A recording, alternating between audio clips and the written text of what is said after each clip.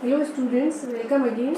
आज की अपनी इस क्लास में जैसे कि हमने कहा था, हम पीएमएमसी और मूविंग आयरन की कुछ एग्जाम्पल प्रॉब्लम्स को सॉल्व करते हैं, क्योंकि ये भी बहुत इम्पोर्टेंटली पूछा जाने वाला एक सेक्शन है। आपका जो बेसिक डिफ्लेक्शन टॉर्क इक्वेशन था, आप उसे अपने जो नोट्स आप बना रहे हैं उस पर आप थोड़े से बड़े फॉन्ट में और थोड़े बोल्ड फॉन्ट में लिख लें, और इसी पे घुमा के आपसे ऑब्जेक्टिव क्वेश्चन और एज वेल एज आपसे न्यूमेरिकल प्रॉब्लम भी सॉल्व करवाई जाती है। तो हम कुछ प्रॉब्लम्स एग्जांपल्स को लेके चलते हैं। पहला जो प्रॉब्लम है आपका, ये गेट 2004 की अगर एक एग्जांपल प्रॉब्लम ले तो वो कहती है कि a moving coil of a meter has 100 turns.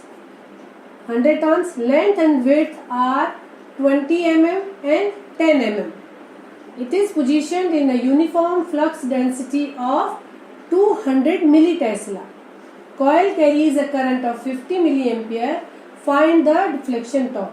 यहाँ पे ये जो बात हो रही है, एक यूनिफॉर्म मैग्नेटिक फील्ड 200 मिली टेस्ला में आपको एक मूविंग कॉइल रखी गई है जिसके 100 टर्न्स हैं। ये उसकी डायमेंशंस है। पहले आप जब भी इस तरह की न्यूमेरिकल प्रॉब्लम्स को जब आप सॉल्व करने लगे तो आप पहले जो जैसे जैसे आपको क्वांटिटीज मिलती जा रही है आप उनको अंडरलाइन करके लिखते जाएं कि मुझे क्या क्या मिल गया है और इन क्वांटिटीज को कोरिलेट करने वाला कौन सा फॉर्मूला है जो मुझे अननोन क्वांटिटी को देगा। तो यहाँ पे ये आपको डायमेंशन देके आपको almost area of the coil मिल गया है। यहाँ पे आपको फ्लक्स डेंसिटी दी गई है, ये फ्लक्स डेंसिटी आपको बी इंडिकेट कर रही है। ध्यान रखिएगा कि बी जो है वो वेबर पर मीटर स्क्वायर की फॉर्म में दिया होता है या टेस्ला की फॉर्म में भी दिया होता है। तो ये जो यूनिट आपको दी जाती है ये आपको मैग्नेटिक फील्ड या फ्लक्स डेंसिटी ऑफ बी के लिए आपको रिप्रेजेंट करती है। अगर कई जगह पे ऐसा लिख दिया जाता है कि फ्लक्स डेंसिटी इतना है या बी की वैल्यू इतनी है, तो flux density means it is given, it is indicating the value of B. आप ये तो आपको अपने जो हमारा EMFT है, मैग्नेटिक फील्ड थ्योरी, उस पर आपने पढ़ा होगा। The coil carries current 50 milli ampere. तो ये जो आपको ये क्या मिल गई क्वांटिटी, कॉइल की करंट जो है जो उसमें फ्लो हो रही है वो आपको मिल गई है। Find the deflection torque. ये तो बहुत ही बेसिक प्रॉब्लम हो गई है। अगर आप मूविंग कॉइल इंस्ट्रूमेंट की बात करते हैं तो उसमें डिफ्लेक्शन टॉर्क की हमने जो इक्वेशन निकाली थी, TG वॉज NBAI। यहाँ पे आप एक थोड़ा सा ध्यान रखिएगा कि आपको जब भी इसमें पैरामीटर्स दे दी जाए तो कोई मिली में दिया होगा, कोई माइक्रो में दिया होगा, तो आप सबको मिली को 10⁻³ के साथ एक्सपेंडेड फॉर्म में लिखिए। सभी गिवन पैरामीटर्स को ओरिजिनल आप MKS उसमें ले आइए और फिर उसके बाद जो आपका एक्सप्रेशन है उसमें आप यहाँ पे यूनिट कैलकुलेशन में बच्चे जो है वो गलती करेंगे। आपको माइक्रो न्यूटन मीटर भी दिया हुआ है, मिली न्यूटन मीटर भी दिया हुआ है, तो इससे आपका जो ह्यूमन एरर है वो नहीं होगा। तो आप इसमें अपनी गिवन क्वांटिटीज रखते जाइए। एन आपको दिया गया है 100, बी आपको दिया गया है 200 मिली टेस्ला। तो मैं इसको 200 के साथ ही मिली को कन्वर्ट कर देती हूँ, ठीक है। इसको अभी आप फर्स्ट स्टेप में एक्सपेंडेड फॉर्म में यूनिट के उसके साथ लिखिए, मिली को 10⁻³ और माइक्रो को -6 के साथ, और फिर आप कंसोलिडेटेड आंसर लिखिए, गलतियां नहीं होगी। फिर आपको दिया गया है area will be length and width का मल्टीप्लीकेशन। लेंथ आपको दी गई है 20 mm, तो इसको फिर मैंने लिखा 20 × 10⁻³ और विड्थ जो है वो हो गई 10 mm, 10 × 10⁻³। ये आपका हो गया है एरिया ऑफ द कॉइल, है ना। और करंट आपको दी गई है 50 मिली एम्पियर। फिर आप उसे लिखिए 50 × 10⁻³ ठीक है। अगर हम इसको रिप्लाई करेंगे तो ये कितना आ जाएगा आपका, ये आंसर आपका आता है ऑलमोस्ट, आपको ये मिल जाता है 200 माइक्रो न्यूटन मीटर में इसका आपको आंसर मिलना चाहिए, ठीक है। आप इन सारी जब नेगेटिव पावर्स को एडअप करेंगे और इन सारे जीरोस को एडअप करेंगे तो आपका जो डिफ्लेक्शन टॉर्क जनरेट होगा वो हो जाएगा 200 माइक्रो न्यूटन मीटर आपके डिफ्लेक्शन टॉर्क की यूनिट रह जाएगी। ये आपका हुआ प्रॉब्लम नंबर 1। प्रॉब्लम नंबर 2 जो है वो मूविंग आयरन पे है। तो क्या कह रहा है ये आपको बोल रहा है कि moving iron ammeter inductance is, पहले तो मूविंग आयरन इंडक्शन अगर आपके पास आ गया है तो पहले आप उसकी अपनी जो डिफ्लेक्शन टॉर्क की इक्वेशन थी उससे याद करिए। और अब इसमें दिया गया है moving iron ammeter inductance is given as L equals to 10 plus 3 theta minus theta square by 4 micro henry. Okay, theta is deflection in radians. यहाँ पे फिर ध्यान रखिए थीटा जो है वो रेडियन में आपको मेंशन किया गया है। Spring constant is 25 into 10⁻⁻6 newton metre per radian. तो के आपको जो गिवन है वो है 25 into 10⁻⁻6 newton metre per radian. What is the deflection in radian when meter carries a current of 5 ampere? ठीक है, आपको थीटा फाइंड आउट करना है जबकि आपको जो गिवन करंट है वो 5 एम्पियर दी गई है। तो पहले इसके लिए आपको मूविंग आयरन अमीटर का जो डिफ्लेक्शन टॉर्क का इक्वेशन था उसे अगर हम वापस रिकॉल करें तो वो था के theta equals to I square by 2 DL by D theta. यहाँ पे आपको इंडक्टेंस का change with respect to theta find out करना है। ठीक है, तो L आपको ये गिवन है, L equals to 10 plus 3 theta minus theta square by 4। तो DL बाय डी थीटा क्या हो जाएगा 3 माइनस 2 थीटा बाय 4, ऐसे ना, थीटा बाई 2 भी लिख सकते हैं, इसको डिफ्रेंशिएट किया तो आप L बाई डी थीटा को इससे रिप्लेस कीजिए। इधर भी एक थीटा की टर्म है, इधर भी आपके पास टर्म है और आप इसको सॉल्व करिए। तो K की वैल्यू हमें गिवन है, K की वैल्यू है आपकी 25 into 10⁻⁻6 into theta equals to I आपको गिवन है 5 ampere.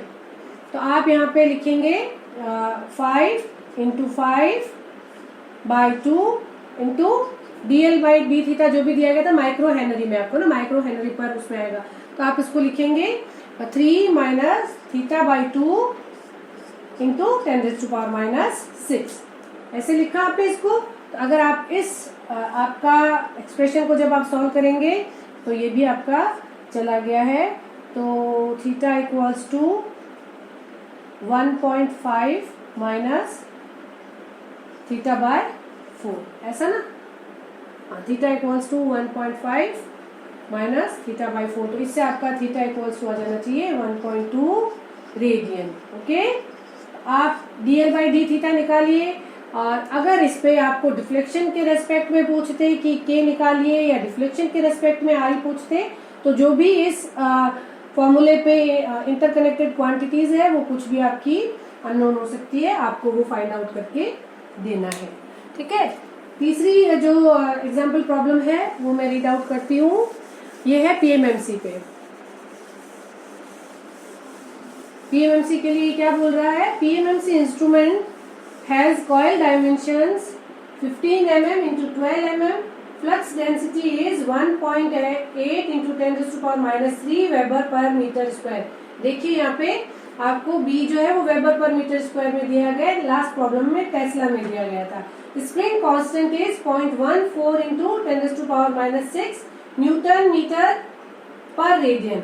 Okay, find the number of turns if 5 milli ampere current produces a 90 degree deflection. थोड़ा सा एक ट्विस्ट है या की पॉइंट है जो आपको इसमें याद रखना है, अदरवाइज आपका जो बेसिक डिफ्लेक्शन टॉर्क का फॉर्मूला था, बैलेंस इक्वेशन थी, टॉर्क बैलेंस इक्वेशन, उससे आपका ये न्यूमेरिकल कुछ सेकेंड्स में हो जाता है। उसमें आपने लिखा था के थीटा इक्वल्स टू NBAI। हमने कहा था कि आप अंडरलाइन करते जाइए आपको क्या क्या क्वांटिटीज मिल गई है। ये आपको A मिल गया है,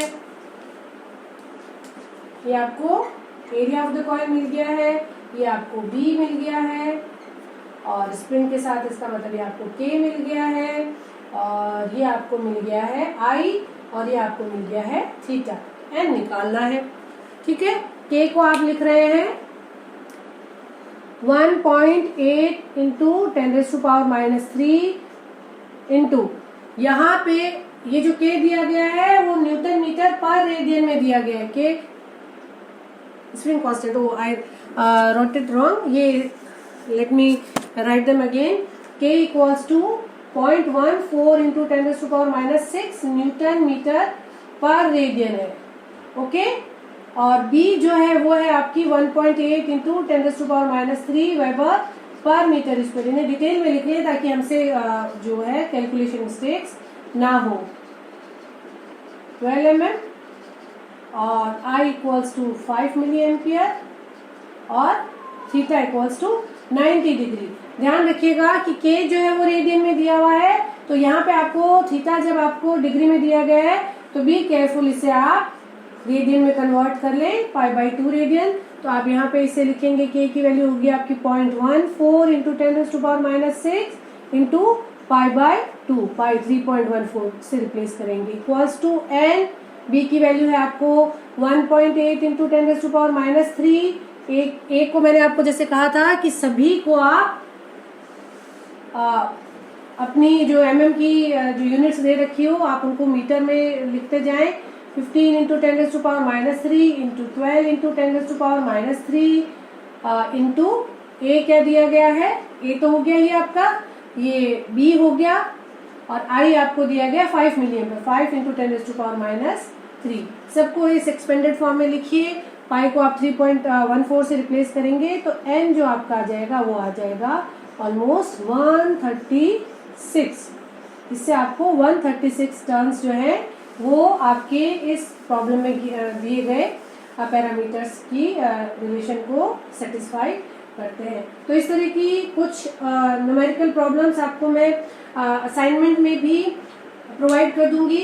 ये assignment problems as well as जब भी आपका एक थ्योरेटिकल कॉन्सेप्ट जो है वो डिस्कस होगा, जैसे कि हमने अभी जो जितने भी एनालॉग इंस्ट्रूमेंट्स पढ़े हैं उनका कंस्ट्रक्शन, उसके सेलिएंट फीचर्स और उसके एडवांटेज डिसएडवांटेज, उनकी टॉर्क बैलेंस इक्वेशन, ये सब आपको वीडियो के बाद में लास्ट में मैं स्लाइड फॉर्म में प्रोवाइड करती हूँ। तो आप अपने इस वीडियो को, इस पूरे लेक्चर को पढ़ने के बाद आप उन्हें नोट्स की फॉर्म में अपनी नोटबुक में नोट डाउन करें ताकि आप अपने फ्यूचर रेफरेंस में इसको नोट्स की तरह काम में ले सकें। ये कंप्लीट स्टडी मटेरियल आपको पैकेज आपको प्रोवाइड किया जा रहा है बीटेक के स्टूडेंट्स के लिए, ताकि वो अपने थ्योरेटिकल पेपर को सॉल्व कर सकें, एज वेल एज गेट और ईएससी या जेईई के लिए प्रिपरेशन करने वाले स्टूडेंट्स के लिए all the possibilities of question making, जो ट्रेंड्स है, क्या स्टेटमेंट वाइज क्वेश्चंस आते हैं जो बार बार रिपीटेडली पूछे जाते हैं, उन सभी हाईलाइटेड पॉइंट्स को मैं मेंशन करती हूँ। तो वीडियो देखने के बाद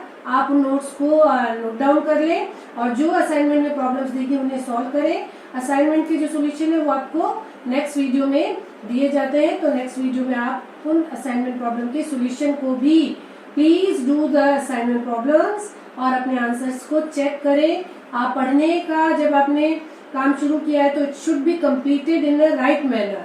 आप अगर सुपरफिशियल स्टडी कर रहे हैं तो रिजल्ट जो है उनके भी उतने ही सुपरफिशियल आने के चांसेस है। जो टॉपिक पढ़ रहे हैं उसे ढंग से पढ़िए, उसके की पॉइंट्स के नोट्स बनाइए, उनकी प्रॉब्लम्स करिए और उसे कंप्लीट पैकेज की फॉर्म में कवर करके फिर आप नेक्स्ट टॉपिक पे मूव ऑन कीजिए। सो आई होप कि आपको ये अच्छे से समझ आ रहा है। अपनी जो क्वेरीज है या सजेशंस है आप उन्हें कमेंट बॉक्स में डालिए। I will do mention all the doubts and उन्हें हम कवर करेंगे। Keep watching, keep learning. Thank you.